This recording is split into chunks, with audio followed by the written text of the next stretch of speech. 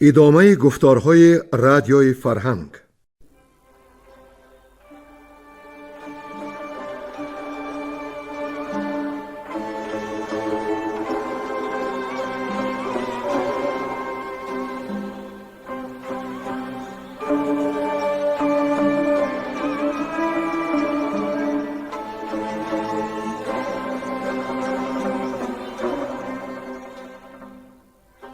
بسا رنج بردم در این سال سی، عجم زنده کردم بدین پارسی. بسا رنج بردم در این سال سی، عجم زنده کردم بدین پارسی.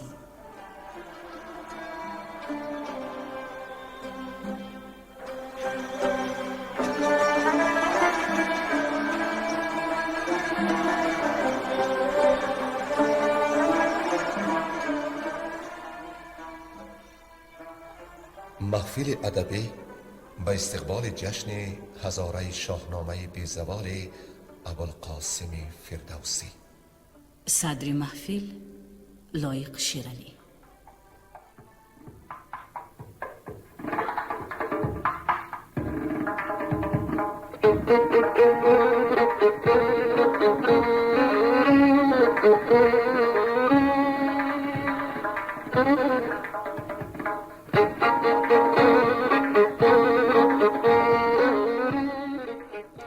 شنوندگان گرانقدر، سلسله داستان‌های شاهنامه یاد دارند که ما در بخش گفتار پیشین داستان گرشاسپ را به پایان آوردیم.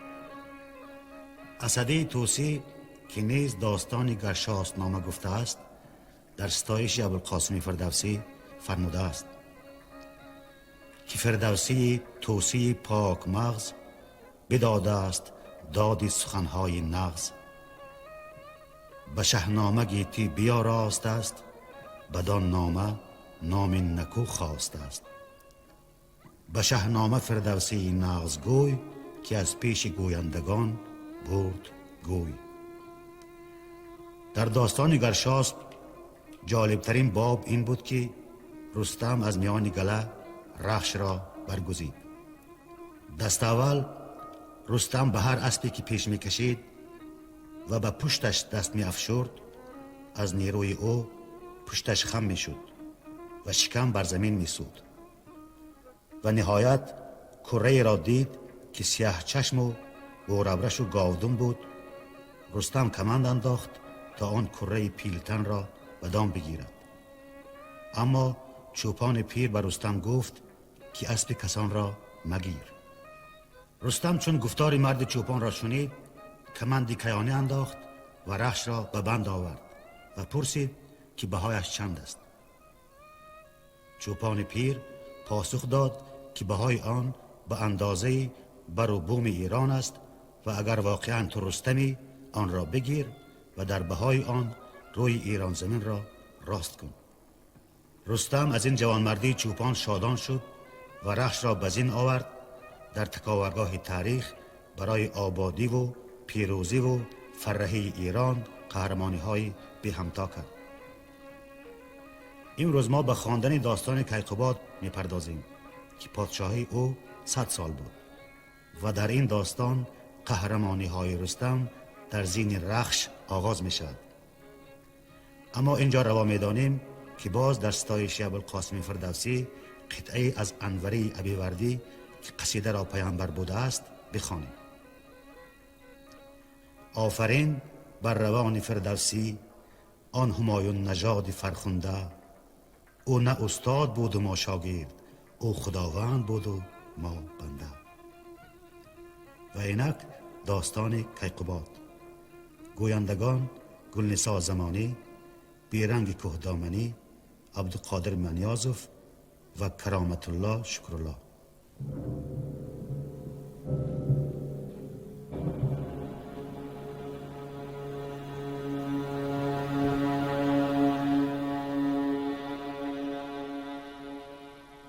کیقوباد پادشاهی او 100 سال بود. به شاهی نشست از برش کیقوباد، همان تاج گوهر به سر برنهاد. همه نامداران شدند انجمن، چو دستان و چون قارن رزم زن، چو کشواد و خراد و برزین گو، فشاندند گوهر بران تاج نو. از آن پس بگفتند که شهریار، سوی رزم ترکان برآرای کار. قباد از بزرگان سخنها شنید، از افراسیاب و سپه را بدید.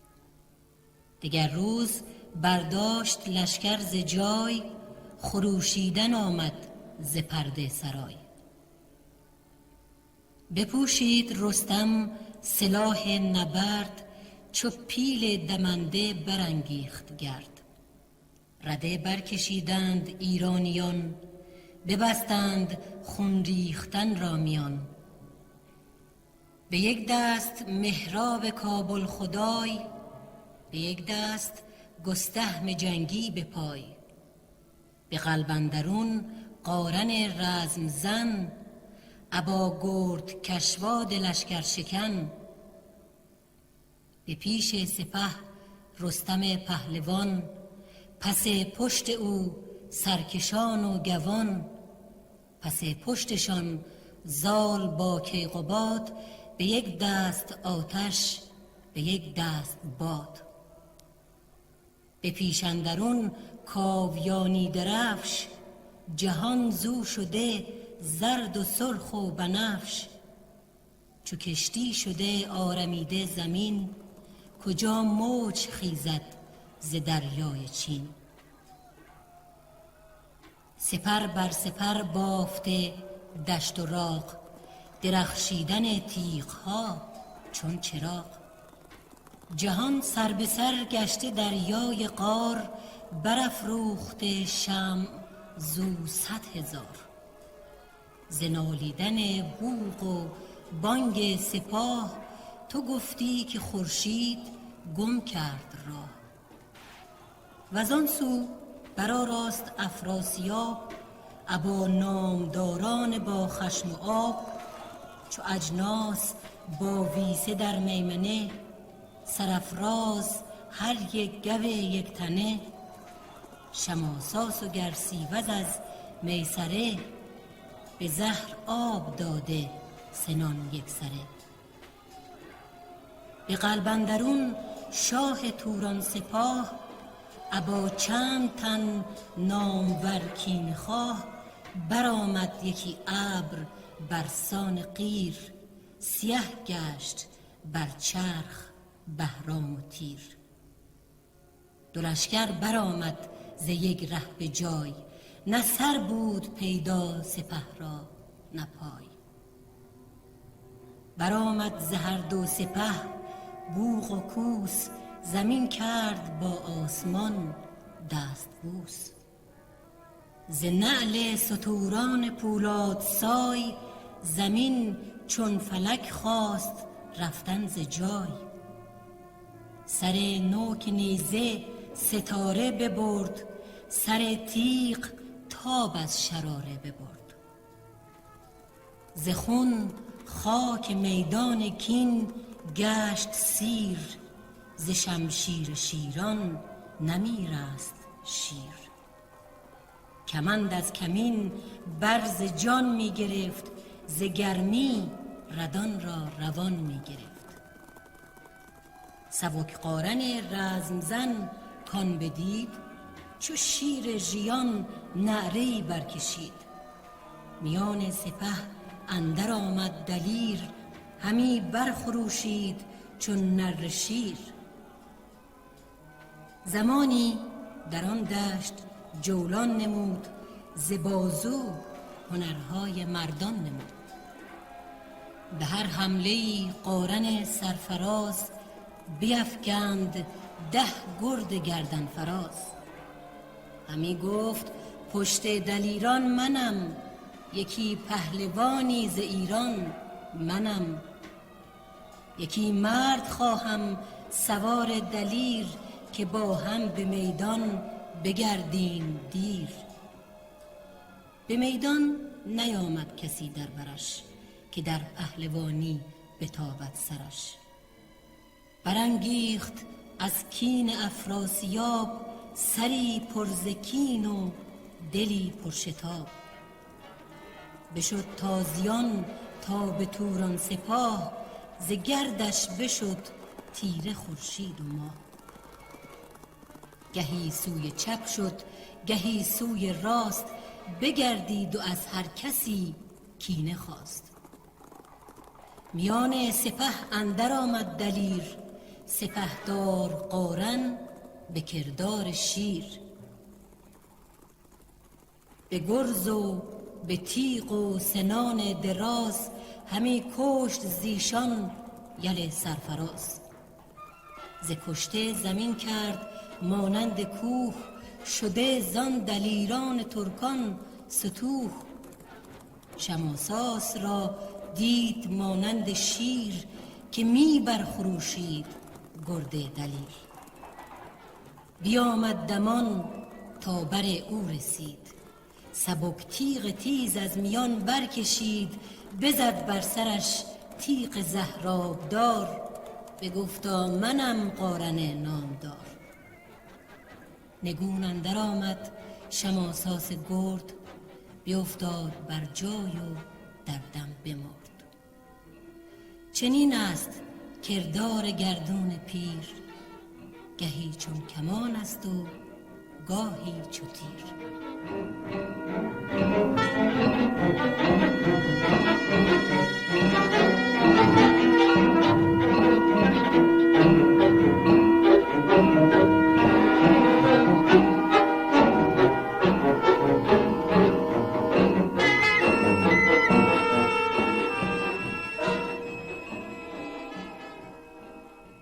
جنگ رستم با افراسیاب.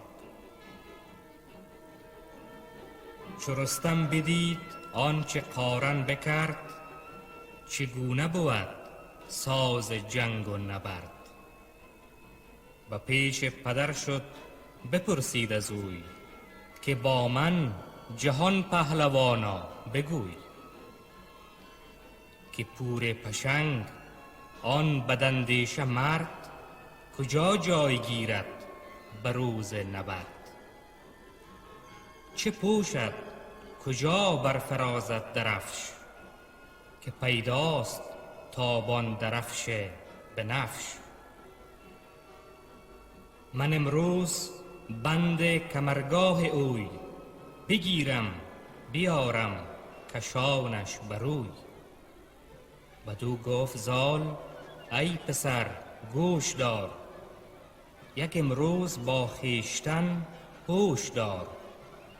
که آن ترک در جنگ نر اژدهاست، دماهنج و در کینه ابر بلاست.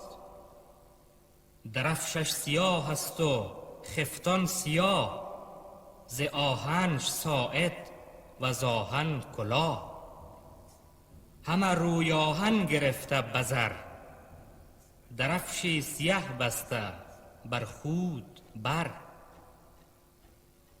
از او خویشتن را نگهدار سخت، که مرد دلیر است و بیدار بخت. بدو گفت رستم که ای پهلوان، تو از من مدار هیچ رنج روان. جهان آفریننده یار من است، دل و تیغ و بازو حصار من است. برانگیخت پس رخش رویین سم، برآمد خروشیدن گاودم. دمان رفت تا پیش توران سپاه، یکی نعره زد شیر لشکر پناه. چو افراسیابش به هامون بدید، شگفتید از آن کودک نارسید. ز گردان بپرسید که این اژدها، بدین گونه از بند گشته رها. کدام است که این را ندانم به نام؟ یکی گفت که این پور دستان سام. نبینی که با گرز سام آمده است، جوان است و جویای نام آمده است. به پیش سپه آمد افراسیاب، چو کشتی که موجش برآرد ز آب. چو رستم ورا دید بفشارد ران، به گردن برآورد گرز گران. چو تنگ اندر آورد با او زمین، فرو کرد گرز گران را بزین. به بند کمرش اندر آویخت چنگ، جدا کردش از پشت زین خدنگ. همی خواست بردن به پیش قباد، دهد روز جنگ نخستین شیاد. ز سنگ سپهدار و چنگ سوار، نیامد دوال کمر پایدار. گسست و به خاک اندر آمد سرش، سواران گرفتند گرد اندرش. سپهبد چو از چنگ رستم بجست، بخایید رستم همی پشت دست. چرا گفت نگرفتمش زیر کش، همی بر کمر ساختم پنجه بش. چو آواز زنگ آمد از پشت پیل، خروشیدن کوس از چند میل. یکی مژده بردند نزدیک شاه، که رستم بدرید قلب سپاه. به نزد سپهدار ترکان رسید، درفش سپهدار شد ناپدید.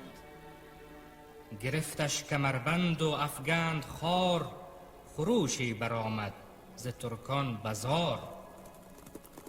گرفتند گردش دلاور سران، پیاده ببردندش آن سروران.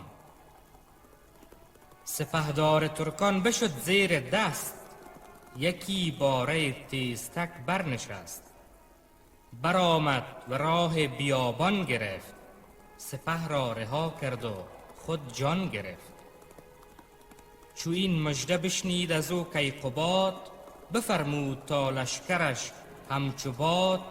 به یک باره بر خیل توران زنند، برو بیخ ایشان ز بن برکنند.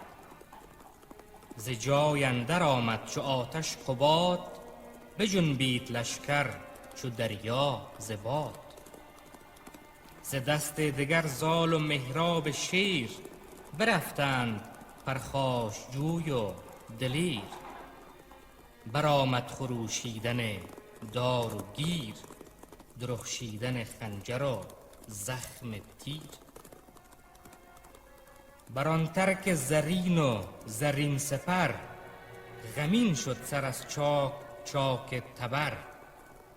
تو گفتی که ابری برآمد ز کنج، ز شنگرف نیرنگ زد بر ترنج. فرو رفت و بر رفت روز نبرد، به ماهی نم خون و بر ماه گرد. ز سم ستوران بر آن پهندشت، زمین شد شش و آسمان گشت هشت. دو لشکر به هم اندر آویختند، تو گفتی به یک دیگر آمیختند. غریویدن مرد و غرنده کوس، همی کرد بر رعد غران فسوس. ز آسیب شیران پولاد چنگ، دریده دل شیر و چرم پلنگ. زمین کرده بود سرخ رستم به جنگ، یکی گرزه گاو پیکر به چنگ. به هر سو که مرکب برانگیختی، چو برگ خزان سر فرو ریختی. به شمشیر بران چو بگذاشت دست، سر سرفرازان همی کرد پست. اگر برزدی بر سران سرفراز، به دو نیم کردیش با اسپ و ساز. چو شمشیر بر گردن افراختی، چو کوه از سواران سر انداختی. ز خون دلیران به دشت اندرون، چو دریا زمین موج زن شد ز خون. نگه کرد فرزند را زال زر، بدان نام بردار با زور و فر. ز شادی دل اندر برش برتپید، که رستم بدان سان هنرمند دید.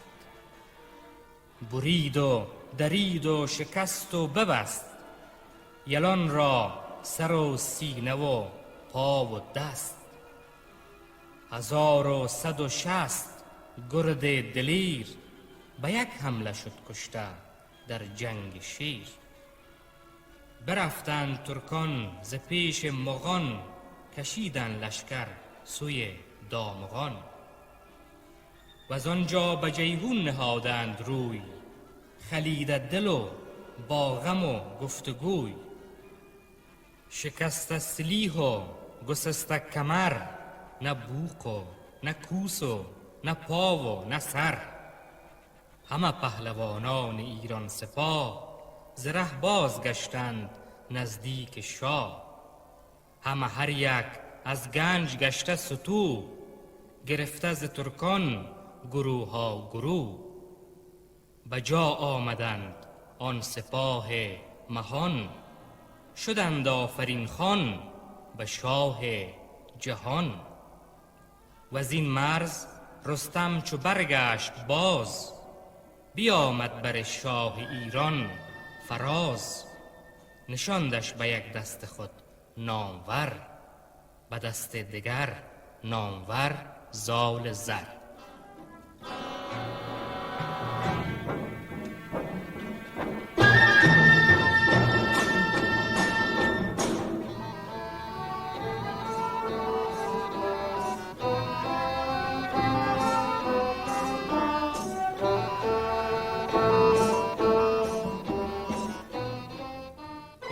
افراسیاب نزدیک پدری خود. وزان سو که بگریخت افراسیاب، همه تازیان تا بدان روی آب.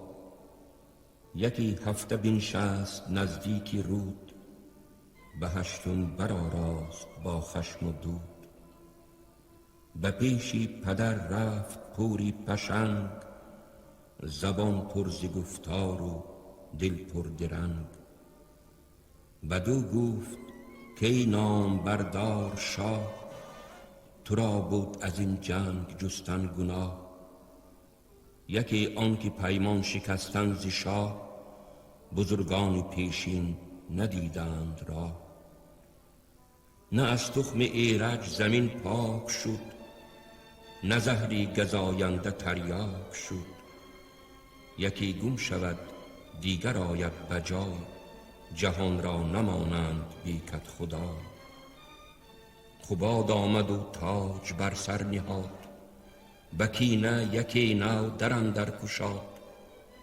سوار پدید آمد از پشت سام، که دستانش رستم نهاده است نام.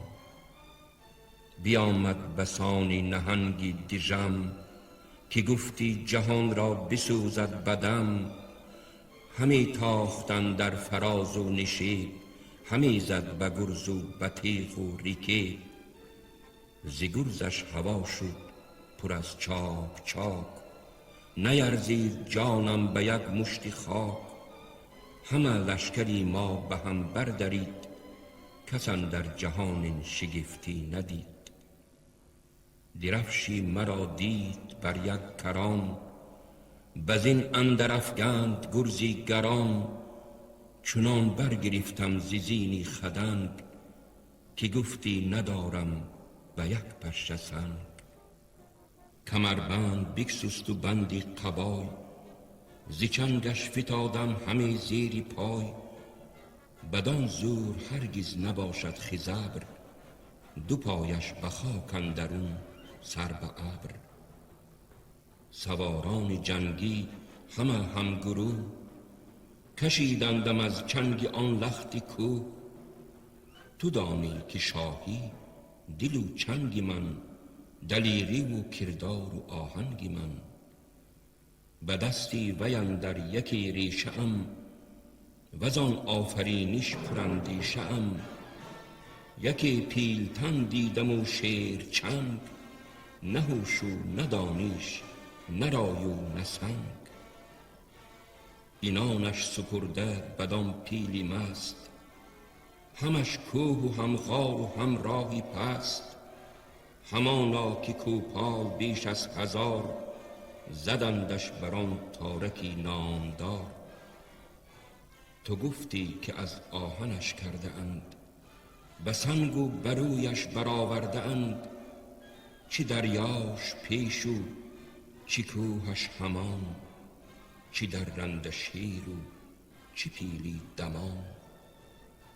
همی تاخت یکسان چو روزی شکار، به بازی همی آمدش کارزار.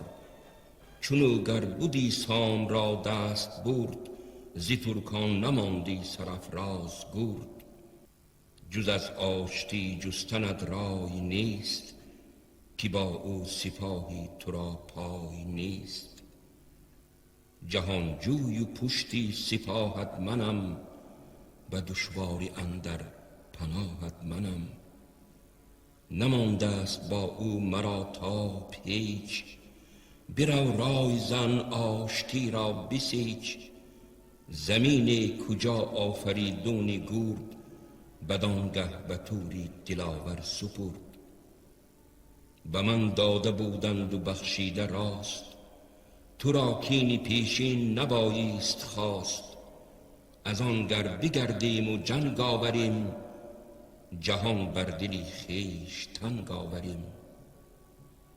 تو دانی که دیدن به از آگهی است، میانی شنیدن سراسر تهی است. تو را جنگ ایران چو بازی نمود، زی بازی سپه را درازی نمود. از امروز کارت به فردا ممان، که داند که فردا چی گردد زمان. گلستان که امروز باشد ببار، تو فردا چنی گل نیاید بکار.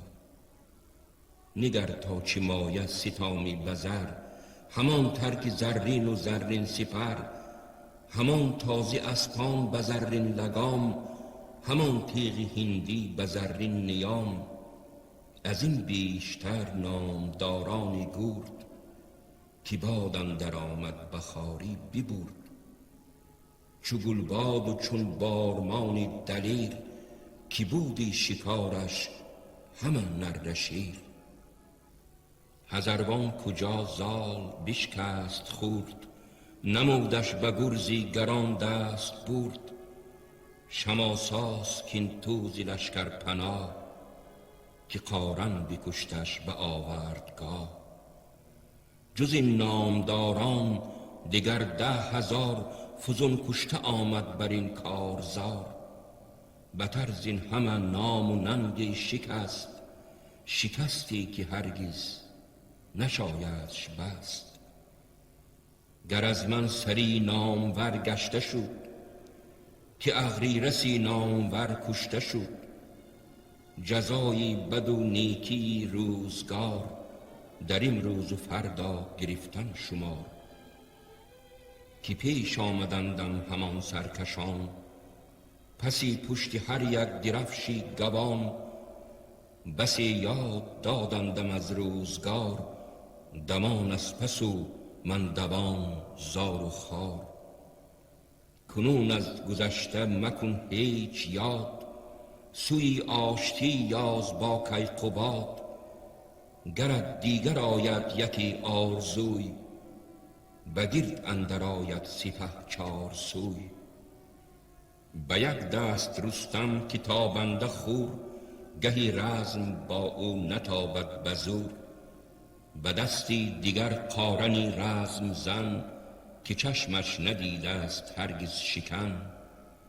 3 دیگر چو کشواد زرین کلاه، که آمد به آمل ببردان سپاه.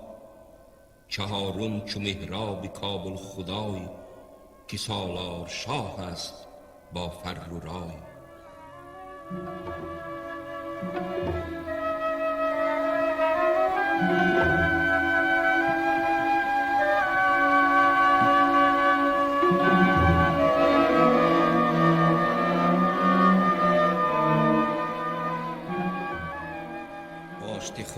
پشنگ از کیقوباد. سپهدار توران دو دیده پرآب، شگفت فرو ماند از افراسیاب. که چندین سخنهاش یاد آمده است، روانش همه سوی داد آمده است. یکی مرد با هوش دل برگزید، به ایران فرستاد چون می سزید. یکی نامه بنوشت ارتنگوار، برو کرده صد گونه رنگ و نگار. به نام خداوند خورشید و ماه، که او داد برآفرین دستگاه.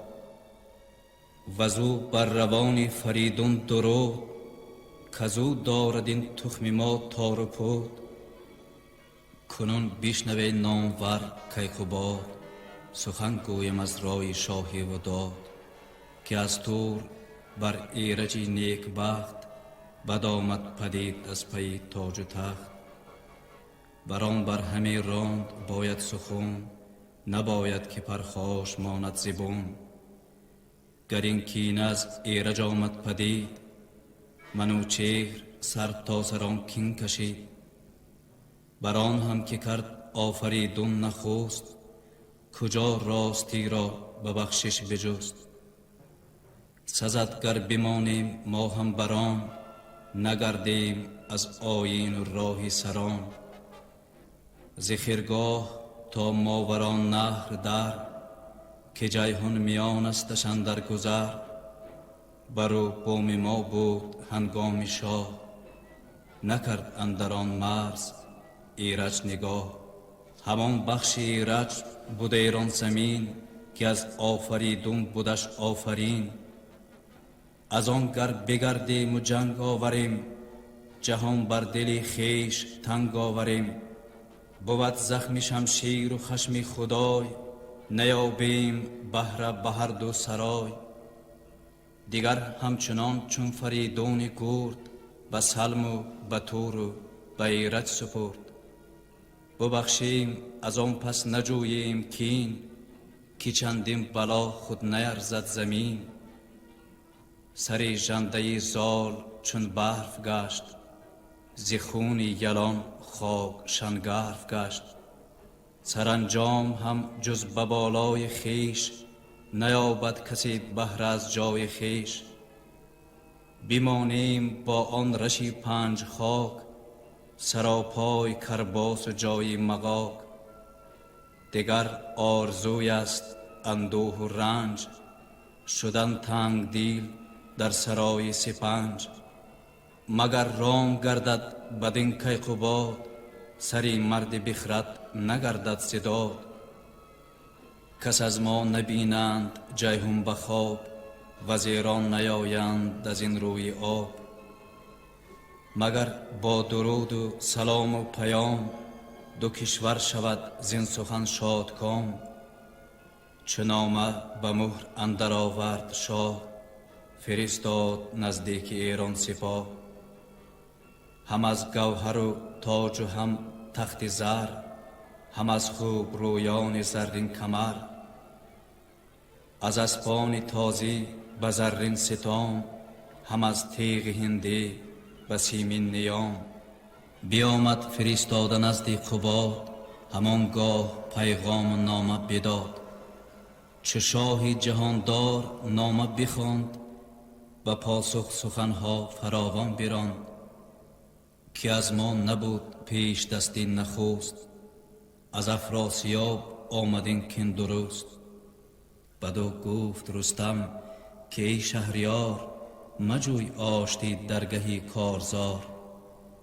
نبود آشتی پیش آوردشان، بدین روز گرزی من آوردشان. چنین گفت با نامور کیقوباد، که چیزی ندیدم نکوتر زداد. نبیری فریدون فرخ پشنگ، بسیری همی سر بپیچد ز جنگ. ز زابلستان تا به دریای سیند، نوشتیم عهد تو را بر پریند. تو شو تخت با افسری نیم روز، همه دار می باش گیتی فروز. وزین روی کابل به محراب ده، سراسر سینانت به زهر آب ده. کجا پادشاهی است بی جنگ نیست، وگرچند روی زمین تنگ نیست. بسی خلعت آراست شاه رمه، بزال و برستم بدادان همه. سرش را بیاراست از تاج زر، همان گیردگاهش به زرین کمر. ز یک روی گیتی مرو را سپرد، ببوسید روی زمین مرد کرد. از آن پس چنین گفت فرخ قباد، که بی زال تخت بزرگی مباد. با یک موی دستان نیرزد جهان، که او ماندمان یادگار از مهان. نهادند مهد از بری 5 پیل، ز پیروزه رخشان تر از آب نیل. بگسترد زربفت بر مهد بر، یکی گنج کش کس ندانست مر. یکی جامه شهریاری بزر، ز یاقوت پیروزه تاج و کمر. فرستاد نزدیک دستان سام، که خلعت تو را زین فزون بود کام. اگر باشدم زندگانی دراز، تو را من کنم در جهان بی نیاز. همان قارنی گرد و کشواد را، چو خراد و برزین و پولاد را. برافکند خلعت چنان چون سزید، کسی را که خلعت سزاوار دید.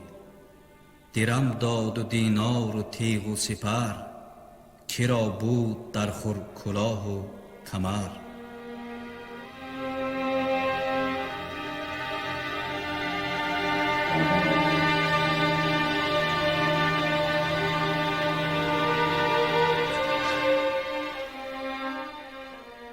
آمدن کیقباد به استخر پارس.